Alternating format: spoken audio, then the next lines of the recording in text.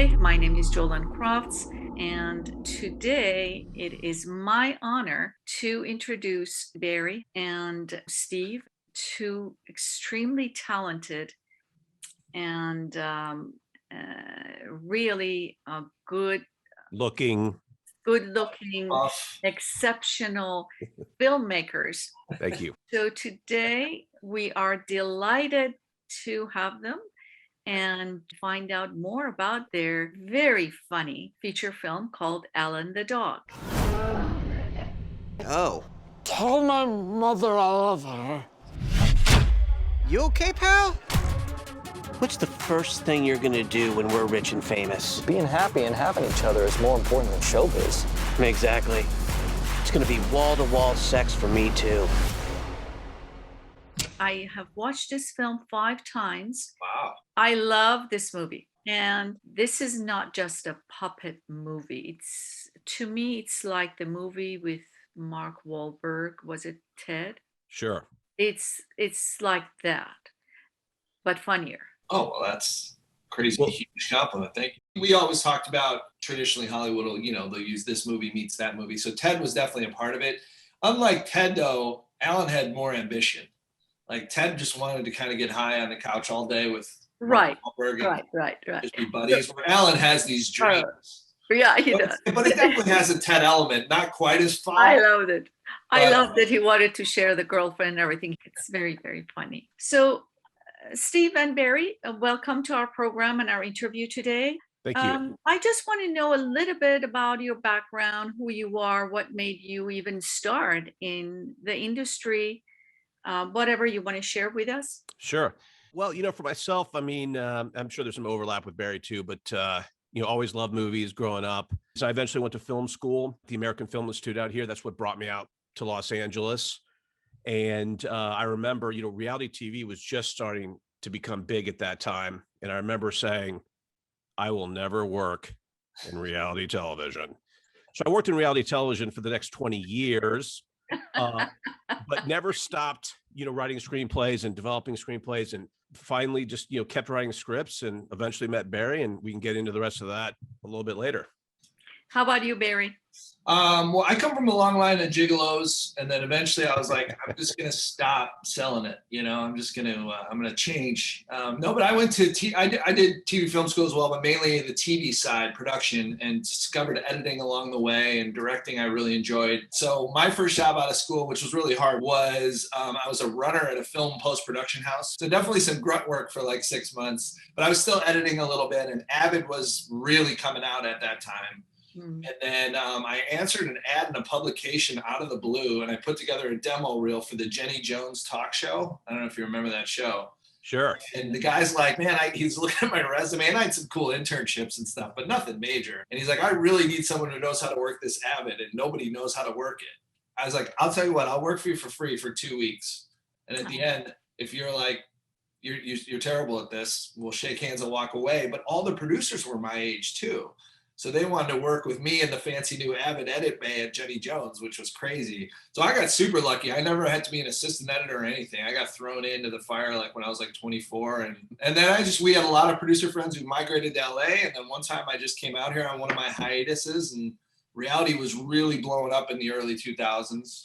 And then eventually got in with this company, Rocket Science, who did shows like Joe Millionaire and My Big Fat Obnoxious Fiance and all these big Fox shows. And then it just took off from there.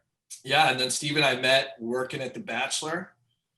I don't know, 2011, 2012, something like that. But we clicked right away. I'm from Chicago. He's from Indianapolis. And we had a lot of like fun, similar stories. And next thing you know, I just thought he was really funny. And I was like, hey, do you ever do any writing on the side? He's like, yeah, I wrote this little short. And then it just steamrolled from there. And we just kept going with Allan from that point on. So I understand that, Steve, yes, you were the puppet master for Allan the Dog. Yes. Were you the voice of Allan as well? I was, yes. Okay. Can't you tell? No, but yeah, no. So yeah, I voiced. Close your eyes. He'll do a few lines for you. Right, exactly. No, but yes, I was the voice puppeteer of Allan and the Pug. Those were the main ones, and then I would help out. Like if there's like if there's multiple coyotes in a scene, I would. But really, my main, in terms of my voice at least, and puppeteering was Allan and the Pug. Hello, Barrick. Got a sec? The hell is this? You, sir, are getting a hug. Woo! Yeah, I found my ball, Mommy. Yeah. Fuck this, Mommy. So tell us a little bit about your cast. Tell us about that. How was it working with them? So Sam Daly was sort of the gatekeeper to everything once we got him, because he had connections to Steven Weber through his father, who had worked with Steven Weber on the show Wings. But Sam was also a mutual friend who had read the script early on and gave us a ton of great feedback of what he wanted to do with his character. So then he was like, I have some ideas for casting the Ellie character. Him and Allison were friends. They had worked together. And then Gwen Hollander, she knew because Gwen was a performer on Avenue Q and had a ton of puppeteer experience. So those were our main people. And of course, Steve playing Alan. So those were our main five. I don't know. What else would you add to that, Steve? To fill in some of the other roles, we did do casting. We did an official casting thing, and we picked up Tomas Boykin, who played the Booker. So yeah, so we kind of did both. We did a full. Our producer Warner had a little 20-seat studio in Santa Monica, like a little movie theater, and we did full casting and interviewed everybody, and we read lines, and it was a ton of fun. Side note, you saw a hilarious side of casting in Los Angeles. I mean, you saw people come in dressed as the character who knew every line. We had a guy come in with a Hawaiian shirt and flip flops, and he's like, "Hey, do you have a script?" And we were like, "What? What are you doing here?" And he was actually really funny. And I was like, "Is he putting on a gimmick right now?" But that's a funny thing about doing an independent movie in LA. The cast of characters that come in through that door. Was that the guy who was like, "Do you want me to read the lines, or can I just do my own thing?" Yeah, he's like, "Can I just make up?" We were like, "Oh, all right, yeah, whatever." Yeah, because at that point, I'm so interested. I want to hear what you're going to make up. Right, totally. What was the script process like? How many drafts did you guys have to go through? We did go through a lot of drafts, but like I said, we started with the short film, and I told Barry, I'm like, I want to turn this into a movie. I think this character, is worth it. It warrants a feature film. But I really didn't know what the story would be. And as Barry and I talked about, we both were really interested in movie story. And even though I went to film school for it, I was still learning and trying to figure it out. It's a tough code to crack, really. But like once we got to about like 15, the structure was basically there. That's true. Absolutely. The first 5 or 6 were pretty wild and crazy and 150 pages. And yeah, we had Alan doing some pretty wacky things. And then once we started carving the structure down a little bit, we were really grooving. And then we did a lot of, I think things that were great tools. We did a table read early on and maybe draft 15. And I set up GoPros in my kitchen and had a bunch of friends come over around a table. And we just wanted to see what was popping and everybody had a little experience in production. So it wasn't like, you're asking random people to read. And that was very helpful because we were like, oh, maybe that button of that joke isn't good enough, or maybe we need to flesh that out a little. So we did a ton of work on it for sure. We did. We were working at the time, but we spent several years on it, and I remember an early draft, I think it was the 5th draft. One of my writing mentors, Robert Kuhn, gave us awesome notes, and I had read a couple screenwriting books, I went to film school for it, but Barry turned me on to Save the Cat. Yeah. So I read that, and then we started using the same language to describe things, because each book kind of describes things a little differently. All the concepts are there and the structures are pretty similar. And as Barry mentioned, Sam, once he came on board, he gave great notes on the relationship between Matt and Alan. Allison Hayslip came on board and gave us great notes on Ellie, because people are kind of, obviously a little bit more focused on their character, and they really helped us a lot. And draft might be cleaning up one character, going through and just focusing on one character and punching up their personality and the way they talk. But 27 drafts, we would do draft 15.5 if it wasn't that big of a revision. So we did put our work into the script for sure until we were really happy with the product. I'm really impressed, and I'm very happy with you're describing the process, because I think it's very important for independent filmmakers to understand there's so much more than to picking up a video camera, going out there and bringing a bunch of people and making, shooting a film based on a few words on a script. They really need to understand the more they take time in the process to fine tune it, the better the film is going to come out to be. Of course, I'm a judge in God knows how many film festivals. You can see how much I love films and helping filmmakers, but I don't have the heart to tell them, you could have done a far better job if you would have spent a little bit more time. And I really love the fact that you guys, as professionals in the industry, I think this video could be a very good mentoring program for all the independent filmmakers who are watching this video, to see that you went to other people and asked their opinion. Yeah, it's super important. But I was thinking, as you were saying that, even a minuscule thing, like once the movie was cut, we would do a small ADR, alteration. And we were so picky about where we even picked it up, because working in this field, we constantly will get ADR sent in for a scene that was shot outside, and they record it in a sound booth. So we would get wind conditions, and we would have one little tiny ADR line, and we would go to the perfect place. I would have a lav set up, a boom set up, and we were very, very picky about it. But I think all of our experience in post-production helped that a ton. Whereas I was very sensitive to that. I was like, man, I don't want anyone to bump on anything. I don't want anyone to go, oh, that line was cheated. Or it's funny when you hear like a cheated line, they'll do an over the shoulder, like in a big show. Yeah. And it'll be over the shoulder, and this guy's talking, you can't see his mouth, and they clearly added, it's at 5 p.m. tomorrow. Like they were like, oh, they felt like they had to say that for some reason. I'm like, I don't know if that was necessary for a cheated line. But that, to go off on what Barry said and what you were saying, Jolene, as well, like that's one of the biggest things we learned making this movie, that you fight for all the little things. Because when you're tired and you don't have a lot of money, you're willing to let some things go. But if you can hang in there and fight for all the little things, every little thing makes it a little better. And those things add up to a much better film. Here's one tiny example. This puppet here, Blinky, this is a little crutch. So at the end, Blinky comes out on stage, and this is where Allan has his downfall, and he's attacked this poor defenseless squirrel just because it's in his nature. Can I see it? Can I see it up close? Sure. So Blinky comes out. I want to see the crutch. So Blinky, and he's got his like black eye there, and like he's kind of roughed up, and at one point he's in the hospital. I forgive Allan. So that's fantastic. In just 2 short weeks, they're going to remove the rod holding his brain together. Yeah, give it up for him. That crutch, I told our puppet master, Katie Powers, who's done a bunch of amazing work. She was on set with us every day, helping us out with the puppets. And when it came to that scene, and Barry can talk about this more later, but we were shooting a lot of pages a day, and we're tired, and I kind of said, don't worry about the crutch.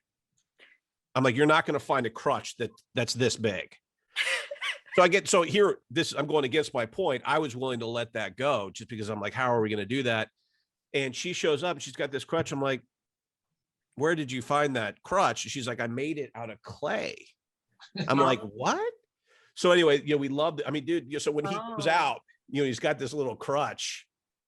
This makes that scene awesome. So anyway, just to sort of, I mean, that's one of 100 examples. Exactly. Crew who went the extra length for us, where we were ready for this, and they took it just a notch more, and we were so blown away. We actually have started a DVD writer-director commentary on our YouTube page.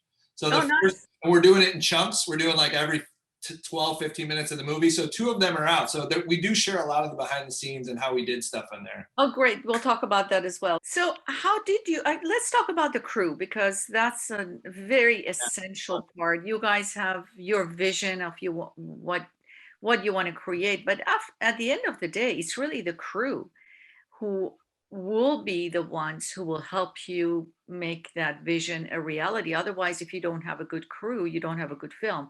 So tell me a little bit about, how did you find your crew?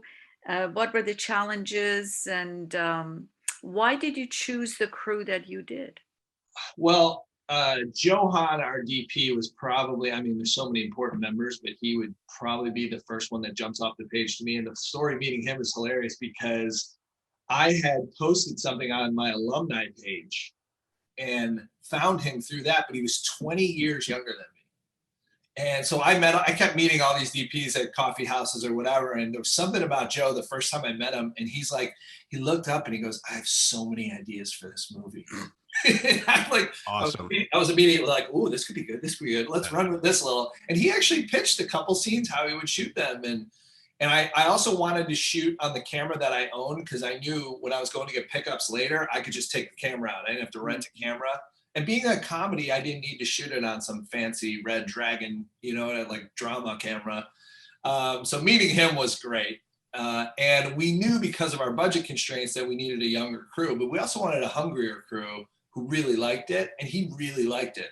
So he was the top of the pyramid, and then he got the gaffer, he got this guy, he got that guy, he got that guy. Jeff Ecker was a sound guy who read it, who was a friend of Steve and I's. And then so he would bring out his people. Our puppeteers, we had 3 puppeteers. I'm sorry, 3 puppet builders. We had Katie Powers, Kimberly Morris, and Damian Noble. Katie Powers, who was our puppet master on set, she did the pug. Damian Noble did a bunch of our puppets. He did the Coyotes. He did the Dobermans. Kim Morris did Allan the Dog. And our production design people, Madeline O'Brien. Oh, the doghouse. Absolutely. Exactly. That doghouse. I mean, you've watched the movie 5 times now. The detail in this thing, because it was one of the few times we got to raise the set like a true puppet movie would do. And Steve got to crawl underneath and do it the right way. A lot of other times we're jamming people behind tables and behind the driver's seat. And we came in that morning with a vision, and what we saw, we almost fainted. We were like, she had little tiny trophies and boxing gloves, and it was incredible. Books on the bookshelf, a little pool table. We're talking about inside the doghouse. Table the size of your hand. I mean, it's wild. Amazing. And so in the script, Barry and I have, this is the ultimate dog cave. You go inside, it's the ultimate dog cave. And I think I may have said there's a pool table, but the point is to see it. Visualize it. It's just blown away. Same with Ellie's apartment or house. She, in the script, we may describe there's owls everywhere, owl trinkets and stuff. But like we walk in, there's owl paintings everywhere. There's owl pillows. There's an owl in every shot with her. God, what is it with this girl and owls? Tell me about it. Every month or so, I utterly destroy something with an owl on it. Keeps me sane. The last one I definitely want to mention, Joe, our editor, and this is another good story, I think, is being, okay, so I'm an editor for 20 years. Why didn't you just edit the movie? And it was something like, I'd gotten advice from so many other friends who were editors who said, don't do it. And the fact that I was also producing and financing it a little bit too, you're just too close. I was the assistant editor, so I strung out everything. I did circle takes, but I said, you don't have to use this, but here are my takes. And I laid it out very nicely on a timeline for him, all the cuts, every take. And I said, after a week, we can shake hands and you can walk away if you want. And the first day he called me and was like, I'm 100% in. And I mean, awesome. That process was really cool too. And I really didn't do that much. I mean, we took probably in the end, and we knew we would, we probably took about 7 or 8 minutes out of stuff we tried. And we're like, we want to get it under 90 minutes.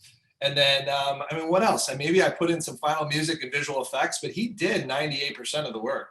And he absolutely did a job, yeah. We got those cuts and we were loving it. I just remember, my takes as Allan.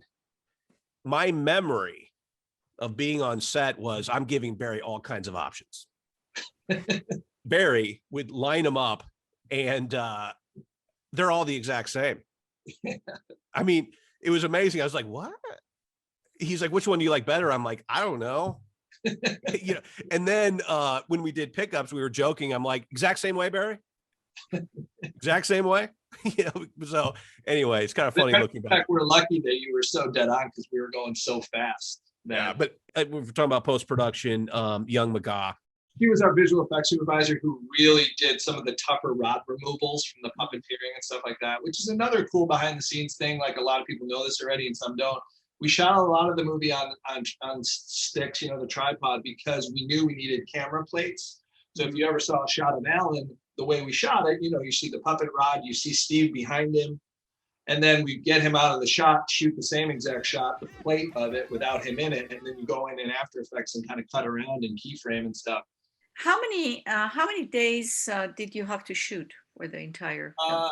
Well, the principal photography was 12 days. And then we knew we were going to do another full 6-day week in a month later. So what I wanted to do with post was lay things out, make sure things were working. And we had a few things where we weren't exactly sure how we were going to fill in the hole. And it was also location based. and crew base, because we shot right before Christmas, because December, a lot of people don't work. So we knew we could get crew in December. It was just part of a way, another little trick on when you're doing your budget. And then got, I would say 75% of the crew back in January for our pickup week. And then back to my point about me owning the camera, then when we had 95% of the movie laid out and we just needed B-roll or a exterior shot, I knew I could go out on my own and shoot that. So like I probably did another, 5 1-hour days in the next month, just to kind of pick up little things that we saw along the way, but nothing too crazy. It worked out really well. It did, except for one of our kids at the birthday party, Hunter. Enough time had gone by. He like had grown so much. We were like, what? He showed up on set. He's like, hey, how's it going? It's only like 4 months later. We're like, holy cow. So what were the hiccups that you, aside from the I mean, honestly, you could, we really got so lucky. I mean, considering how many locations we had to just kind of go and shoot. But the one big one was we were shooting in the apartment one day, and it's pretty innocent actually when you think about it. And, our art director's really working hard. And one of the paintings on the wall behind Steve kept falling, and she'd come back over and try to like put it back up. And then we were cueing one of the actors by knocking on the wall, not even thinking we're in an apartment building. And we're doing this 20 times. And the thing keeps falling. And next thing you know, the line producer ran in. He's like, oh, I got to talk to you guys. He was real frantic. He's like, police are outside. We got to shut down right now. We were like, oh no, because we hadn't planned for that. And then we scrambled and we're like, what else can we shoot today? We got to shoot something else. Yeah, we can't lose a half day. But luckily the guy whose apartment we were renting knew one of the actors, and he let us back in 4 days later. And all we needed was the back half of the conversation. So the setup was really quick. It was very simple. That's really it. I mean, I was just going to say, it wasn't exactly a hiccup, but, we definitely stole some shots. We would shoot in parks and stuff where we weren't supposed to be there. So Barry and I would be like, hey, we tell everyone, just so you know, we're not supposed to be there. So light footprint. Barry and I would roll up. There's a tent. Allison Hayslip is sitting in front of a full makeup mirror with lights. There's like a generator making a bunch of noise. This huge truck, crew everywhere. We were like, we said light footprint. So but at some point we thought there's so much activity. We thought people just must assume we have permission to be there. Yeah. When was it during the shooting that you felt like, okay, now everything's sort of clicking together, it's coming together, it's working? Well, I mean, day one, even when we were first ready to shoot that first beautiful wide shot in the kitchen, I saw all the owl stuff and the colors, and we had the monitor set up and everyone quieted down and you were actually starting. And how beautiful it looked. I don't know, like I knew it was gonna look good, but like we always talked about that. From the first simple shot, we were like, something good is happening here.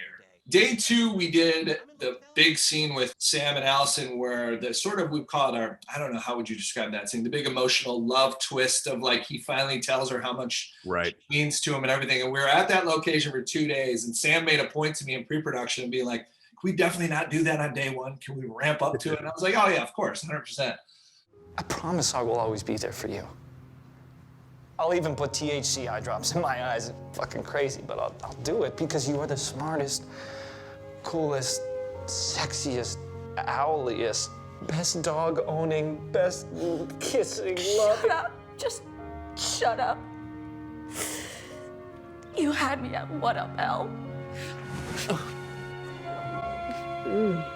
It was the acting equivalent of seeing the inside of the doghouse, because we had developed and written this emotional, scene to see it. Like, yes, it's there on the page, and I guess this is pretty obvious, and I guess everyone has this experience with their movies, but to see Sam and Allison deliver that was incredible. And we both reached out to them that night to, just to say, wow, that was amazing. And for me, I really started to feel it when the scenes with Allan and Matt in bed where they're sort of having their pillow talk. It was adorable. And I could see the crew like, enjoying watching this scene. And I thought, this guy and his dog having this talk, this pillow talk with the moonlight coming in. I just felt like I started to feel like people may root for these guys. I say we both think super positive stuff while we go to sleep in the spoon's position. We can do that, Alan. But no matter what, we got each other. Don't forget that. I know.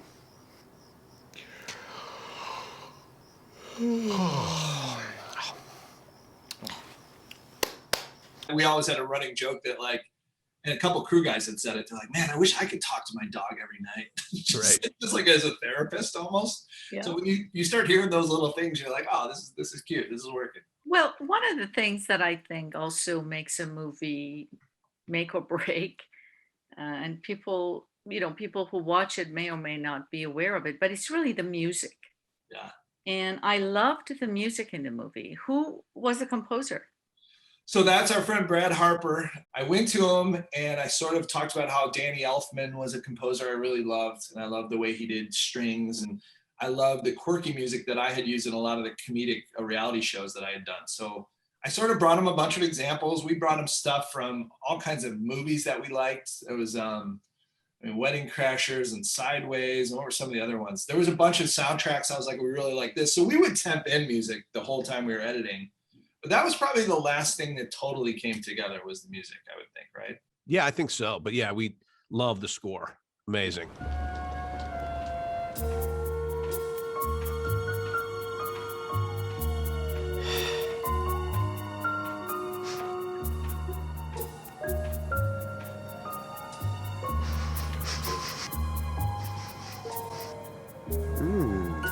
So where can people watch this beautiful feature of yours? They can, well, we're on pretty much on, most streaming sites in terms of iTunes, Amazon, Vudu, Fandango Now, Verizon, Fios.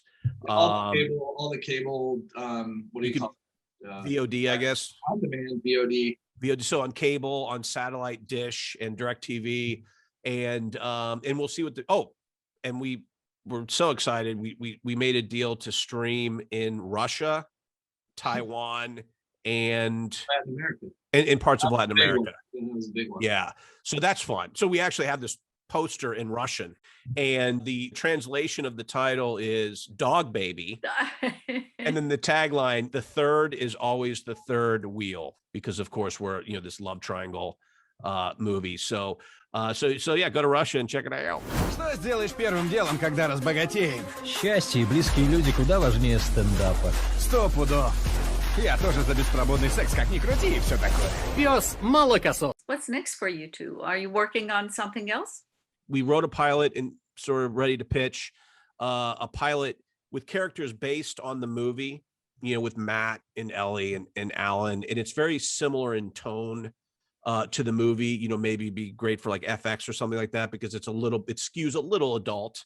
And then we also, Sam, we've been developing these with Sam Daly, who plays Matt. And he really had the great idea of doing sort of a different with new characters, but also a puppet project for kids. So we developed a whole new puppet character, all new characters, and we're almost done with a pitch in this kind of puppet world, but for kids that we think, for Nickelodeon, Netflix is doing kids stuff, HBO Max, Disney Plus, but that's what we're working on at the moment.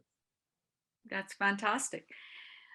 All of that, you guys were fantastic film. You're very good filmmakers. Thank you. People deserve to watch this film. It's just extremely entertaining. It's fun. And you should really pursue making more and more of these, because that's what we need in the industry, more and more of these films. And people are after these films. People are looking for it. And I'm really honored to have this interview with you guys. And I really hope that we see more and more of great films from you guys. Yeah, with all this love, you're going to have to be in the sequel. You know that, right? Yeah, absolutely. Cameo. I'll give you the bribe after this. Awesome. Thank you, Jolene. We really appreciate talking with you. Have a great day. Thank you. All right. Thank you.